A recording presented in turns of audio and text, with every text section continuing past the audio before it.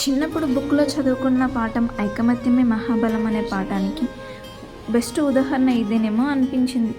ఎందుకంటే చిన్న చిన్న చీమలన్నీ కలిసి ఇంత పెద్ద పురుగును చంపేస్తున్నాయి. అది అంత పెద్దగా ఉన్నా అన్నీ ఒక్కసారిగా అటాక్ చేసి చంపేశాయి. అలా అని ఒంటరిగా ఉండడం తప్పేం కాదు. ఒకటే చీమ కదా అని ఛాన్స్ ఇస్తే అన్నీ ఎగబడతాయి. ఒకటిగా ఉన్నప్పుడే ఏదైనా సాల్వ్ చేసుకోవాలి.